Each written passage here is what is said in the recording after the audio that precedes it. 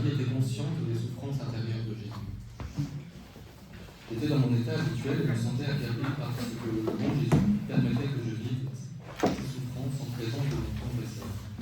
Je me plaignis à Jésus et lui dis: Mon amour, je te supplie de ne pas permettre que je souffre en présence de qui que ce soit. Fais en sorte que toi seul, que tu sois le seul à connaître ce qui se passe entre toi et moi, en particulier pour ce qui est de mes souffrances. Ah, Jésus, rends-moi heureuse, donne-moi ta promesse que tu ne le feras plus. Tu peux même me faire souffrir doublement. Je serais contente si tout demeurait caché entre toi et moi. Jésus me dit: Ma fille, ne sois pas triste. Quand c'est ma volonté qui le veut, tu devrais concéder. De plus, ce n'est là rien d'autre qu'une facette de ma propre vie. Ma vie cachée, mes souffrances intérieures et tout ce que j'ai fait a toujours eu au moins un ou deux témoins. Cela étant raisonnable et nécessaire pour que soit atteinte la finalité de ma souffrance. Le premier spectateur était mon Père Céleste, auquel rien n'échappe, et qui était celui-là même qui m'infligeait mes souffrances. Il était à la fois acteur et spectateur. Si mon Père n'avait rien vu ni connu, comment aurais-je pu lui rendre satisfaction et gloire? Et comment aurais-je pu disposer à avoir pitié de l'humanité sans qu'il me voie souffrir? L'objectif de mes souffrances n'aurait pas été atteint. Ma mère aussi fut spectatrice de toutes mes souffrances intérieures. Et cela aussi était nécessaire. En effet, vu que j'étais venu du ciel sur la terre afin de souffrir, pas pour moi mais pour l'humanité, il devait y avoir au moins une créature qui m'appuie dans mes souffrances. Ces souffrances incitaient ma mère à remercier, louanger, aimer et bénir. Elle la remplissait d'admiration devant l'excès de ma bonté. Cela s'est produit à un degré tel que, émue et transportée à la vue de mes peines, elle a supplié de pouvoir partager mes souffrances pour ainsi l'imiter parfaitement. Si ma mère n'avait rien vu, elle n'aurait pas été ma première imitatrice, et je n'aurais pas reçu ses remerciements et ses louanges. Si personne n'avait connu mes souffrances, je n'aurais pas obtenu d'appui dès le début. En conséquence, le grand bien que la créature a reçu de cela aurait été perdu. Ne vois-tu pas maintenant comment il était nécessaire qu'au moins une créature soit complètement consciente de mes souffrances? S'il en fut ainsi pour moi, je veux que ce soit la même chose pour toi. De plus, je veux ton confesseur auprès de moi en tant que spectateur et dépositaire des souffrances que je te donne. En l'ayant tout près, je peux stimuler davantage sa foi et lui infuser la lumière et l'amour pour qu'il comprenne les vérités que je te manifeste. En entendant cela, j'étais plus accablé que jamais. Alors que j'espérais la miséricorde, je recevais la justice et Jésus sans compromis. Un Jésus sans compromis.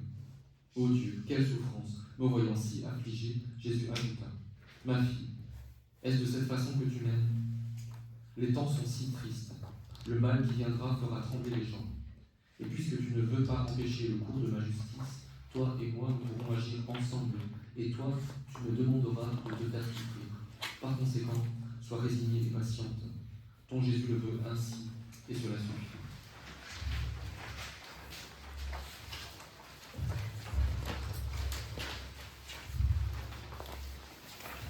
Octobre 17, le 1er juillet 1925. Les trois missions spécifiques. Celle de l'humanité de Jésus comme Rédempteur, celle de la Vierge Marie comme mère du Fils de Dieu et co-rédemptrice, et celle de Louisa, chargée de faire connaître la divine volonté. Je pensais à toutes ces choses que mon bien-aimé Jésus m'avait dites concernant sa très sainte volonté, et certains doutes qu'il n'était pas nécessaire que je précise ici montèrent en moi. Je vais simplement dire que mon plus grand bien m'a dit: Ma fille, quand une mission est confiée à une personne, celle-ci doit être équipée des biens, des grâces et des prérogatives dont elle aura besoin pour mener à bien sa mission. La mission que ma divinité confia à mon humanité était de racheter les créatures. J'étais chargé de leurs âmes, de leurs peines et de satisfaire pour chacune d'elles. Bref, je devais tout posséder. Et si mon humanité avait omis de se préoccuper ne serait-ce que d'une seule âme, d'une de leurs peines ou d'une satisfaction, mon office de rédempteur n'aurait pas été complètement réalisé. On n'aurait pas disposé de toutes les grâces, de tous les biens et de toute la lumière nécessaire. Bien que certaines âmes auraient pu ne pas être sauvées, je devais pour ma part tout posséder en moi pour disposer en surabondance des grâces nécessaires pour que Cela étant requis pour ma mission de rédempteur. Cela était requis pour ma mission de rédempteur.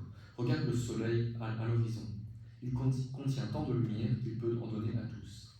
Et même si certains ne veulent pas en profiter, lui, en raison de sa fonction spécifique, il dispose même de la lumière dont certaines créatures pourraient ne pas vouloir. C'est que le soleil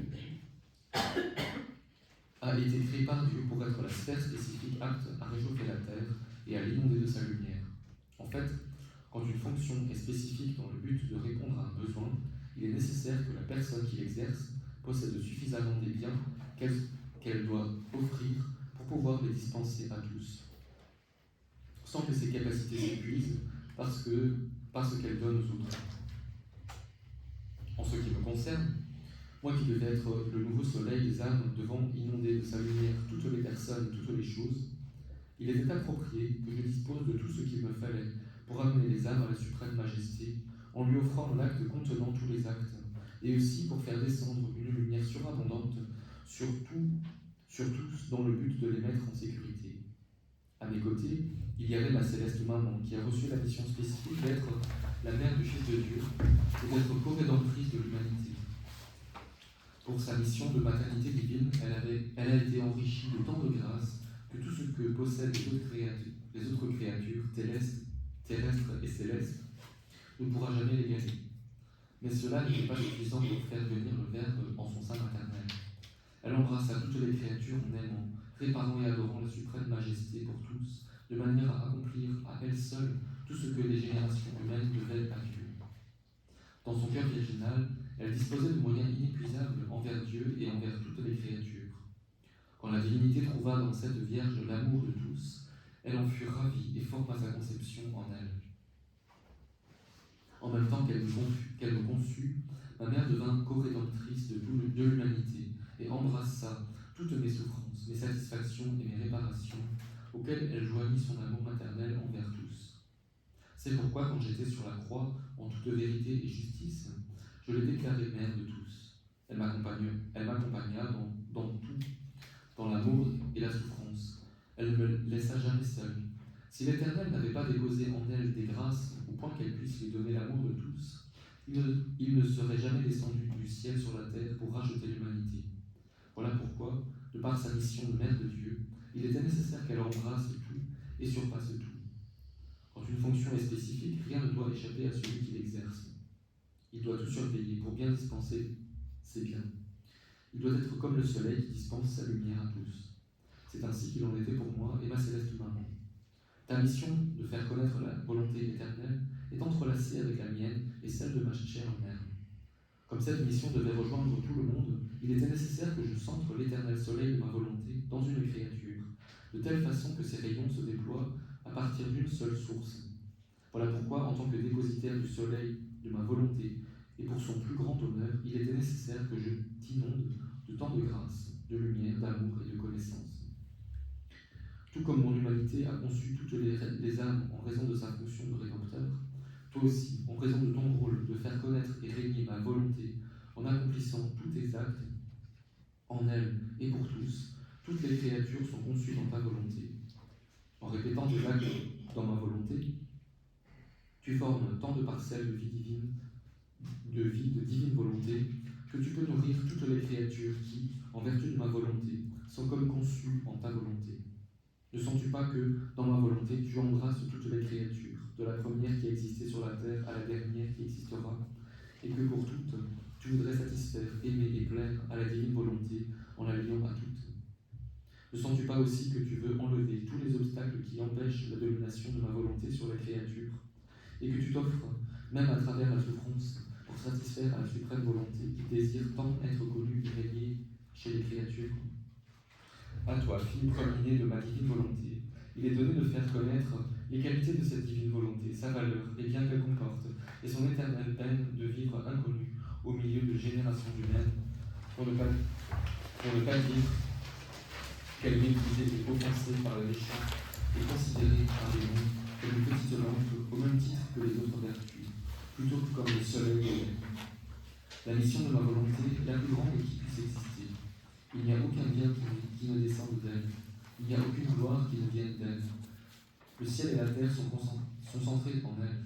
Par conséquent, sois attentive et ne perds pas de temps. Toutes les particularités que je t'ai décrites concernant cette mission de ma volonté sont nécessaires. Pas pour toi, mais pour l'honneur, la gloire, la connaissance et la sainteté de ma volonté. Et comme ma volonté est une aussi doit être la personne à qui j'ai confié la mission de la faire connaître et de la faire rayonner pour le bien de tous.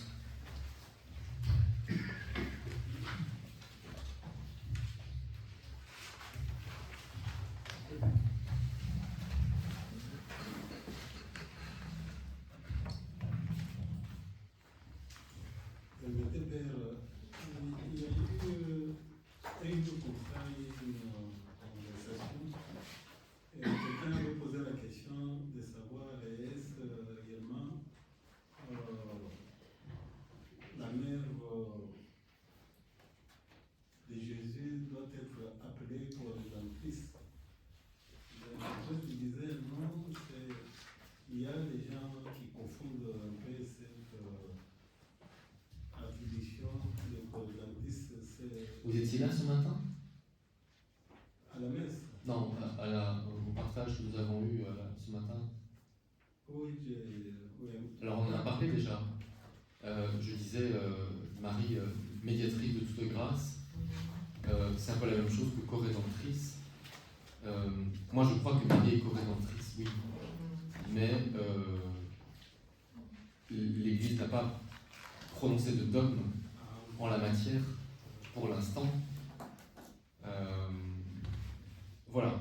Donc, si vous voulez, un prêtre, comme chaque fidèle, je dirais, est libre de son opinion. Vous voyez, maintenant que quelqu'un dise qu'il ne faut pas, c'est pas juste non plus. Parce que l'Église ne dit pas qu'il ne faut pas. Vous voyez, l'Église ne dit pas qu'il faut, mais elle ne dit pas non plus qu'il ne faut pas. Simplement, on peut dire que c'est une question qui est encore ouverte. Maintenant, moi personnellement, ça me paraît assez évident parce que bon, il y a ici tout ce qui est expliqué dans les révélations à Luisa Piccarreta, mais je dirais même sans connaître ça et sans me baser sur ça, pour moi ce qui est assez évident, c'est que Jésus, étant passé par Marie pour venir à nous, Marie nécessairement a et garde sa place. Vous voyez, et son rôle dans la grâce finalement que Dieu nous donne, parce que Dieu nous le donne par Jésus. Et Jésus a voulu passer par elle, et donc finalement les grâces que nous recevons qui viennent de Jésus passent aussi par Marie, quoi. Parce que Jésus passe par Marie. C'est voilà, c'est un peu aussi simple que ça. Encore une fois, c'est vrai que c'est pas un dogme, et donc on peut dire que chacun est libre de son opinion. Non, non, faites-moi conduire le fidèle, je me rappelle que vous avez parlé de ça. C'est la Marie médiatrice que j'avais bien entendu, mais comme co-rédemptrice, oui, pour moi c'est assez proche. Co-rédemptrice, c'est la rédemption, c'est le salut que l'on reçoit, mais encore une fois, on reçoit le salut par le Verbe incarné, par l'offrande de Jésus, par sa mort, sa crucifixion, et surtout par sa résurrection. Mais tout cela, ça revient un peu à la même chose, c'est-à-dire que c'est par Jésus qui est venu par Marie. merci.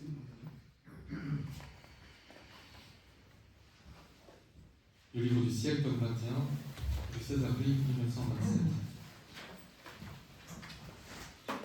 Notre Seigneur a déposé sa vie sacramentelle dans le cœur de la très sainte Vierge Marie. Le grand bien que peut faire une vie animée par la divine volonté. Dans ses souffrances, la très sainte Vierge Marie trouvait le secret de la force dans la divine volonté. Je faisais l'heure où Jésus institua la très sainte Eucharistie. Se manifestant en moi, il me dit : Ma fille, lorsque j'accomplis un acte, je commence par regarder qu'il existe une créature en qui je peux déposer cet acte. Quelqu'un capable de prendre le bien que je fais, de veiller sur lui et de le protéger. Lorsque j'ai institué le Saint-Sacrement, j'ai cherché une créature, et ma reine mère s'est offerte pour recevoir cet acte et le dépôt de ce grand don en disant : Mon fils, si je t'ai offert mon sein pour veiller sur toi et te défendre, je t'offre maintenant mon cœur maternel pour recevoir ce grand dépôt. Je dispose autour de ta vie sacramentelle mes affections, les battements de mon cœur, mon amour, mes pensées et mon être tout entier pour te défendre, t'accompagner, t'aimer et te faire réparation. Je m'engage à te récompenser pour le don que tu nous fais. Confie-toi à ta mère et je veillerai à défendre ta vie sacramentelle. Et puisque tu m'as constitué reine de toute la création, j'ai le droit de disposer autour de toi toute la lumière du soleil pour te rendre hommage et adoration. Je place autour de toi, pour te rendre amour et gloire, les étoiles, le ciel, la mer et tous les habitants de l'air. Assuré de savoir où placer le grand dépôt de ma vie sacramentelle, et faisant confiance à ma mère qui m'avait donné toutes les preuves de sa fidélité, j'ai institué le très saint sacrement. Elle était la seule créature digne d'en avoir la garde, de le défendre et de faire réparation pour mon acte. Tu vois donc que lorsque les créatures me reçoivent, je descends en elles, accompagné des actes inséparables de ma mère. C'est uniquement à cause de cela que je peux supporter ma vie sacramentelle. C'est pourquoi il est nécessaire, lorsque je veux opérer une grande œuvre digne de moi, que je commence par choisir une créature afin d'avoir premièrement un lieu où déposer mon don et ensuite d'obtenir réparation. C'est la même chose dans l'ordre naturel. Si le fermier veut semer, il ne répand pas ses grains au milieu de la route. Il commence par chercher une parcelle. Puis il travaille la terre. Il creuse des sillons avant de semer. Et pour que sa semence soit en sécurité, il la recouvre en attendant avec impatience la récolte en échange de son travail et des grains qu'il a confiés à la terre. C'est ce que j'ai fait avec toi. Je t'ai choisi, préparé, puis je t'ai confié le grand don des manifestations de ma volonté. Et tout comme j'ai confié à ma mère bien-aimée, le sort de ma vie sacramentelle, j'ai voulu te confier à toi aussi le sort du royaume de ma volonté. Je continue à penser à tout ce que mon Dieu bien-aimé avait fait et souffert dans le cours de sa vie. Et il ajouta, ma fille, ma vie fut très brève sur terre, et la plus grande partie fut cachée. Mais bien que très courte, comme une divine volonté animait mon humanité, que de bien elle a fait. L'Église tout entière dépend de ma vie et s'abreuve à ma doctrine. Chacune de mes paroles est une fontaine qui désaltère le chrétien. Chaque exemple est plus qu'un soleil qui illumine, réchauffe, enrichit et fait croître les plus grandes saintetés. Si l'on devait prendre tous les saints, les plus grandes âmes, toutes leurs souffrances et leur héroïsme, et les comparer à ma très courte vie, il ne serait toujours que de petites flammes en face d'un grand soleil. Et comme la divine volonté régnait en moi, toutes les souffrances, les humiliations, les confusions, les oppositions et les accusations de mes ennemis au cours de ma vie et de ma passion ont servi à leur humiliation et à leur plus grande confusion. La divine volonté était en moi. Ce qui arrivait était comparable à ce qui se passe avec le soleil lorsque des nuages s'étirent dans le ciel et semblent vouloir obscurcir la surface de la terre en masquant momentanément l'éclat de la lumière solaire. Le soleil se moque des nuages, car leur existence dans l'air n'est pas éternelle. Leur vie est passagère, et un léger souffle de vent suffit à les disperser. Alors que le soleil est toujours triomphant dans la plénitude de sa lumière qui domine et remplit toute la terre. Il en est de même pour moi. Tout ce que mes ennemis ont pu me faire, et ma mort même, c'était autant de nuages qui recouvraient mon humanité. Mais quant au soleil de ma divinité, il ne pouvait l'atteindre. Dès que le vent de la puissance de ma divine volonté a soufflé, les nuages ont été dispersés, et mieux qu'un soleil, je ressuscitai triomphalement, glorieusement, en laissant mes ennemis plus humiliés que jamais. Ma fille, dans l'amour règne ma volonté, dans toute sa plénitude, les minutes de vie sont des siècles et des siècles de plénitude, de tous les biens. Là où elle ne règne pas, les siècles de vie contiennent à peine quelques minutes de bien. Et si là où règne ma volonté souffre des humiliations, des contradictions, des peines, elles ne sont que des nuages que le vent de mon divin fiat chasse sur ceux qui les causent, et ils seront leur honte pour avoir osé toucher au porteur de mon éternelle volonté. Je pensais ensuite à la souffrance de ma mère, douloureuse et le cœur transpercé, lorsqu'elle se sépara de son Jésus en le laissant mort dans son sépulcre. Et je me disais, comment est-il possible d'avoir assez de force pour le quitter? Il est vrai qu'il était mort, mais c'était toujours le corps de Jésus. Comment son amour maternel ne l'a-t-elle pas consumé et empêché de s'éloigner même d'un seul pas de son corps sans vie? Quel héroïsme, quelle force! Mais je pensais cela lorsque mon cher Jésus se manifesta en moi et me dit: Ma fille, veux-tu savoir comment ma mère eut la force de me quitter? Le secret de sa force était dans ma volonté, qui régnait en elle. Elle vivait d'une volonté divine, non humaine. Elle avait par conséquent une force incommensurable. Or, tu dois savoir que lorsque ma mère transfixée m'a laissé dans le sépulcre, ma volonté m'a gardé immergé dans deux mers immenses, l'une de douleur et l'autre plus vaste, de joie et de béatitude. Et si la mer de douleur lui faisait souffrir tous les martyrs, l'autre mer de joie lui donnait le bonheur. Sa belle âme me suivait dans les larmes pour participer à la fête organisée pour moi par les patriarches, les prophètes, sa mère et son père, et notre cher Saint Joseph. Par ma présence, les limbes sont devenues un paradis. Je ne pouvais faire moins que lui permettre, à elle qui me fut inséparable dans mes douleurs, d'assister à la première fête des créatures. Sa joie était si grande qu'elle eut la force de se séparer de mon corps pour se retirer et pour attendre l'accomplissement de ma résurrection et l'achèvement de ma rédemption. La joie la soutenait dans son chagrin, et son chagrin la soutenait dans sa joie. Quiconque possède ma volonté ne peut jamais manquer de force ni de joie, et a tout à sa disposition. N'en fais-tu pas toi-même l'expérience lorsque tu es privé de moi et lorsque tu te sens consumé? La lumière du divin fiat forme alors sa mère de bonheur et te donne la vie.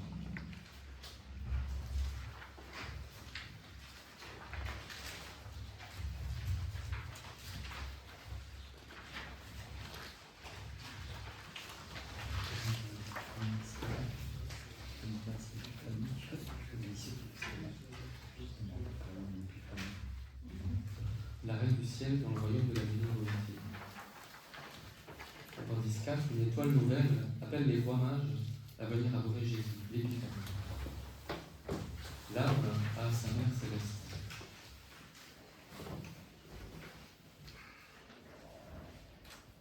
Me voici de nouveau, sainte maman, sur tes genoux maternels. Ta beauté enchanteresse et le doux bébé que tu presses sur ton cœur me captivent tellement que je ne peux me séparer de vous.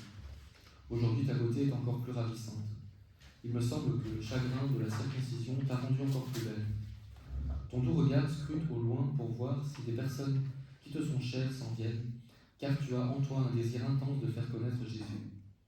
Je ne descendrai pas de tes genoux afin de pouvoir profiter de tes magnifiques leçons et d'en venir ainsi à connaître et à aimer davantage le doux enfant. Leçon de la reine du ciel. Ma fille chérie, tu as raison quand tu dis que je parais plus belle. Tu dois savoir que, quand j'ai vu mon fils se faire circoncire et le sang jaillir de sa blessure, j'ai aimé ce sang et cette blessure. Je suis alors devenue doublement mère, mère de mon fils et mère de son sang et de sa cruelle souffrance. Pour cette raison, j'ai acquis devant la divinité un double droit de maternité, un double droit de grâce, pour moi-même et pour toute l'espèce humaine. C'est pourquoi tu me vois plus belle. Ma fille, comme c'est beau de pouvoir faire du bien, de pouvoir souffrir en paix, par amour, pour celui qui nous a créés. Cela lie la divinité à la créature et lui donne des grâces d'amour au point de l'immerger. Cet amour et ces grâces ne veulent pas demeurer inactifs, mais se répandre et se donner à tous pour faire connaître celui qui nous a tellement donné. C'est pourquoi je sentais le besoin de faire connaître mon Fils. La divinité qui ne sait rien refuser à ceux qui l'aiment, fit naître dans le ciel bleu une nouvelle étoile, plus belle et plus lumineuse qu'à l'accoutumée, et qui était à la recherche d'adorateurs pour le petit roi Jésus. Par son scintillement muet, elle disait à tous: celui qui est venu pour vous sauver est né. Venez l'adorer et le reconnaître comme votre sauveur. Ô ingratitude humaine, seulement 3 personnes se sont montrées attentives, et sans s'arrêter aux souffrances et aux difficultés, se sont mises en route en suivant l'étoile. Tout comme une étoile guidait ces personnes, mes prières, mon amour, mes soupirs et mes grâces dans le but de faire connaître le céleste bébé attendu depuis tant de siècles, descendirent dans leur cœur comme autant d'étoiles, illuminèrent leur esprit et guidèrent leur intérieur, de telle sorte que même s'ils ne connaissaient pas encore celui qu'ils cherchaient, ils l'aimaient et accéléraient leurs pas pour le trouver. Ma fille chérie, mon cœur maternel se réjouissait de la loyauté et des sacrifices de ces 3 personnes voulant connaître et adorer mon Fils. Cependant, je ne peux pas te cacher une souffrance secrète de mon cœur. l'histoire des siècles, combien de fois j'ai vécu cette souffrance et subi cette ingratitude humaine. Mon fils et moi ne faisons rien d'autre que de faire se lever des étoiles, plus belles les unes que les autres, pour appeler les uns à connaître leur Créateur, d'autres à la sainteté, d'autres à se relever du péché, d'autres à un sacrifice héroïque, etc. Et veux-tu vraiment savoir ce que sont ces étoiles?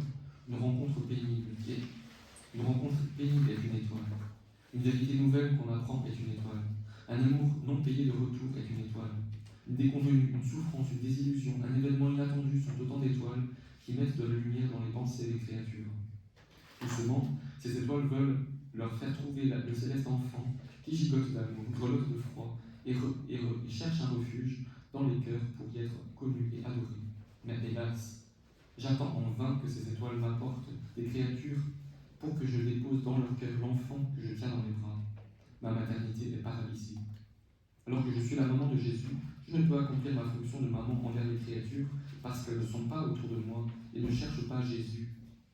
Quelle souffrance, ma fille, quelle souffrance! La fidélité et les sacrifices sont nécessaires pour pouvoir suivre les étoiles. Et si le soleil de la divine volonté peut s'élever dans une âme, quelle attention cette âme doit lui accorder? Sinon, elle reste dans l'obscurité de la volonté humaine. Quand les saints rois mages entrèrent dans Jérusalem, ils perdirent de vue l'étoile, mais ils ne cessèrent pas de leur recherche pour autant.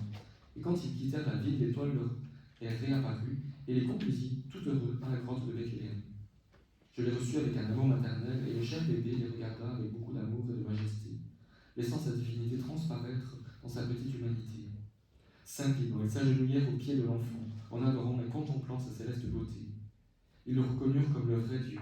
Ils étaient charmés et extasiés par lui, de telle sorte que le céleste enfant lui cachait sa divinité à l'intérieur de son humanité. Sinon, les rois mages seraient restés sur place, incapables de se détacher de lui. Quand ils furent sortis de leur extase, pendant laquelle ils avaient offert de l'or de leur âme, l'encens de leur foi et de leur adoration, et la myrrhe de tout leur être et de tout sacrifice que Jésus attendait d'eux, ils offrirent des cadeaux visibles, or, encens et myrrhe. Mais cela n'était pas suffisant pour mon amour maternel. J'ai voulu déposer le doux enfant dans leurs bras, et avec quel amour ils l'embrassèrent et le pressèrent sur leur cœur. Ils sentirent en eux-mêmes le paradis anticipé. Par cet acte, mon fils invita toutes les nations païennes à la connaissance du vrai Dieu et disposa les bienfaits de la rédemption pour tous. Il se constitua roi de tous les gouvernements et en gouvernant sur tous avec son amour, ses souffrances et ses larmes. Dominant tout, il mit le royaume de la divine volonté à la disposition de toute la terre. Et moi, ta maman, je voulus être le premier apôtre. J'instruisis les mages, leur racontais l'histoire de mon fils et leur parlais de son amour ardent. Je leur recommandais de le faire connaître à tous. Prenant la première place en tant que mère et reine des apôtres, je les ai bénis et les ai fait bénir par mon cher bébé. Ensuite, heureux et en larmes, ils partirent pour leurs régions respectives.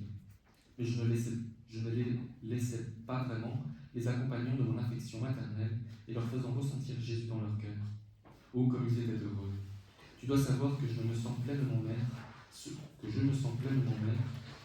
seulement quand je vois Jésus régner totalement et en permanence dans les cœurs de ceux qui le cherchent et l'aiment. Un petit mot pour toi maintenant. Si tu veux que je remplisse vraiment mon rôle de mère auprès de toi, laisse-moi placer Jésus dans ton cœur. Tu le rendras heureux par ton amour. Tu le nourriras avec la nourriture de sa volonté, car il n'accepte aucune autre nourriture, et tu le vêtiras de la sainteté de tes travaux. Alors, je viendrai dans ton cœur, je t'élèverai en même temps que mon cher fils, je remplirai l'office de maître et pour toi et pour lui.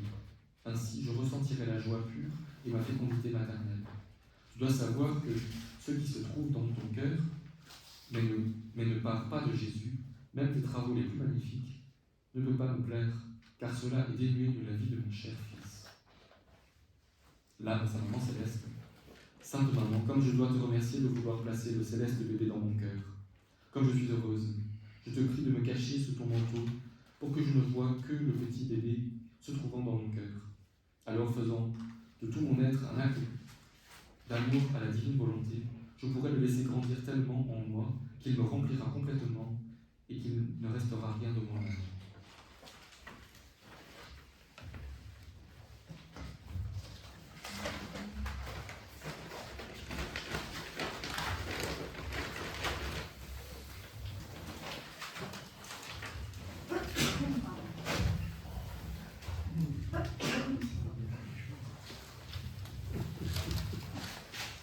Y a-t-il des questions?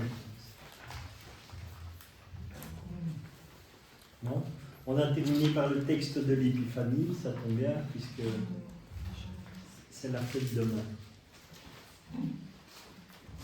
Donc voilà, vous avez un bon texte de méditation à relire ce soir, comme ça vous êtes préparés pour demain.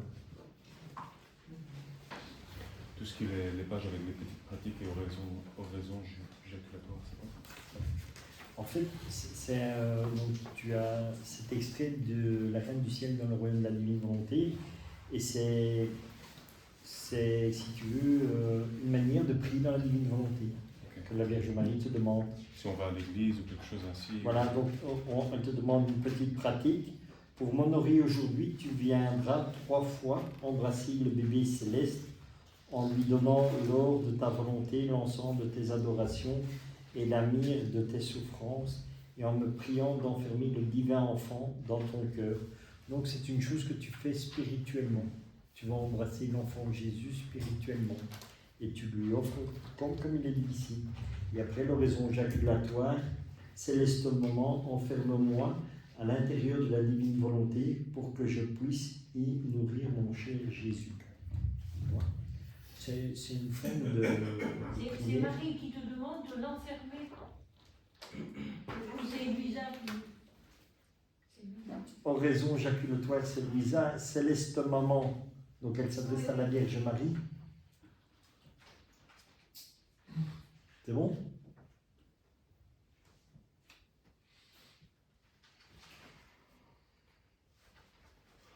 Y a-t-il encore d'autres questions? Non? Eh bien, nous avons terminé alors et nous allons pouvoir nous rendre à l'église pour la suite du programme, l'adoration, la confession. Ce sera assez bien. À partir de 16h.